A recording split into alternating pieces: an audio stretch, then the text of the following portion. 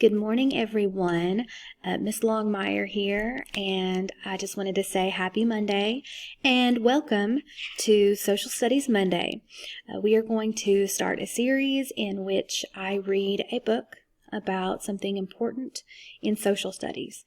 Too often we put the focus on reading math, and social studies and science are equally as important, especially in today's world. So I'm going to pick a new topic or book every Monday to read you just something quick, about 10 minutes, and we will get started this week with George Washington. And we will do a quick read about him and talk about why Mr. Washington was so important. And, this is not for a grade or anything, nothing serious, just something fun to wake you up and to look forward to every week, because I love history, I love geography, I love social studies. So here we go. Let's learn about Mr. George Washington and why he's such a big deal. By the way, do you think this is fact or fiction? This is fact. And so we call this book informational text because it's going to give you information about George Washington. It's not going to tell you a pretend story or something like that. It's going to tell you facts, information, informational text. That's the big word we use to describe a book like this. We also have a table of contents here that we can refer to. For example, we know what page we want to go to if we want to learn facts about George Washington, different things about him. But we are going to start from the beginning. And of course, the first thing everyone knows, George Washington was the first president of the United States. Yes. He was a farmer, soldier, and a hero. He helped America become a free country. George Washington was born on February 22nd, 1732, on a farm in Virginia to a large family. He spent much of his time with his older brother, Lawrence. Lawrence lived on a plantation called Mount Vernon. Plantation is like a large farm for growing food, plants, things like that. So Lawrence, by the way, older brother Lawrence, was an army officer, and George Washington wanted to be just like him. George Washington was brave and strong. He was very good at riding horses. This helped him become a great soldier a few years later. Why do you think riding horses would help him to become a good soldier? Do you think they drove big army tanks back then? No. They used horses as transportation in battle. So if you were a great horse rider, well, you would probably be a great soldier. By the way, all of these pictures in this informational text here, they're not actual photographs because you couldn't do that back then. These are portraits or paintings of George Washington. So this is what people painted to look like him. All right. In the 1700s, America was not yet the United States of America. It began as just 13 colonies ruled by King George III in England. So see, they're all along the beach right there, those dark green. And they didn't make their own rules. They had a king. The strange thing was, though, the king didn't live here with them, but he was still making the rules. And they didn't think that was very fair. And we'll talk about why.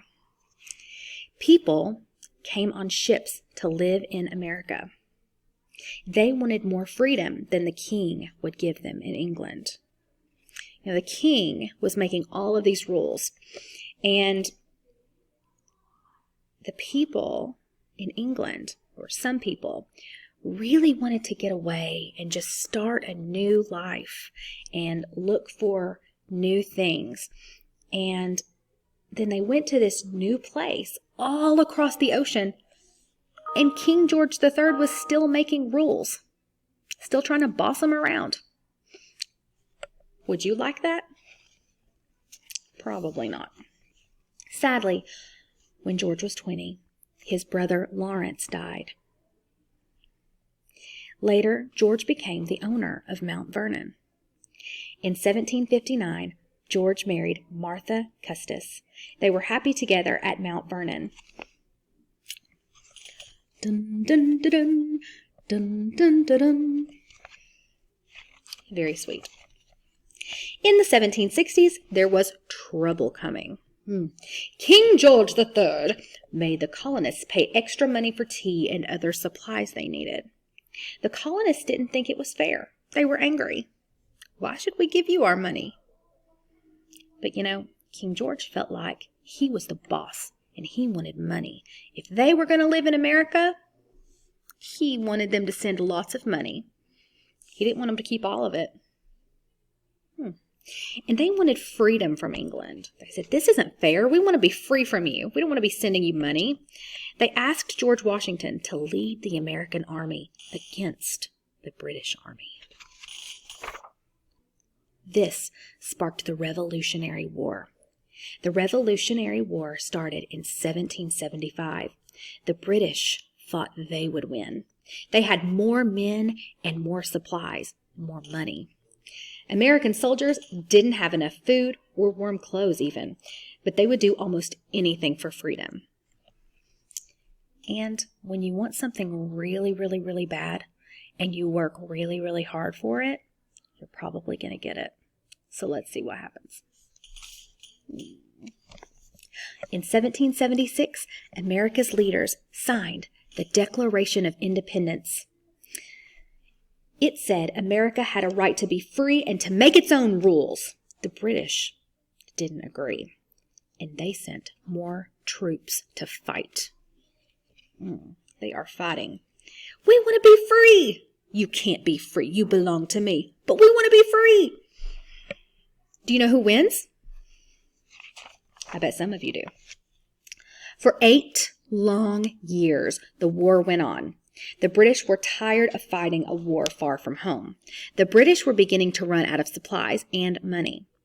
Finally, they gave up in 1783, and America had won its freedom. Wow. That's great. They had a little help too.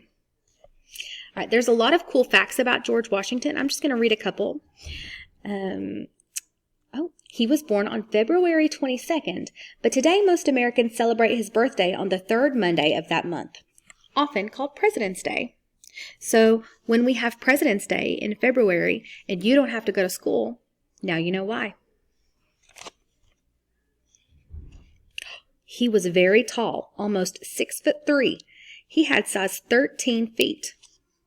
Really big feet. Can you think of any other presidents you think about when you think about tall presidents? I think about someone named Abraham Lincoln. He was pretty tall too. Let's see. He's also, George Washington, is on money. He's on stamps. Now, but thinking back to the 1700s, after they won the war, they thought, how would this new country work? In 1787, men from each state came together to write new rules for the United States. They called these rules the Constitution, and we still follow these rules today. They had to choose a new leader because King George is not their leader anymore. So who are they going to get to be their leader?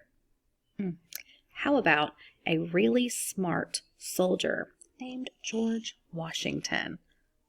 Okay, so George Washington was elected the first president of the United States in 1789. It was a big job to unite the new country. George Washington was greatly loved. He is the only president to have a state named after him. His face is on the dollar bill, the quarter, and a U.S. postage stamp. And also, it's on Mount Rushmore, which is a huge mountain with presidential faces carved into it. Very interesting. I've never seen it in person, but the pictures are very impressive. Now, let's think about George Washington.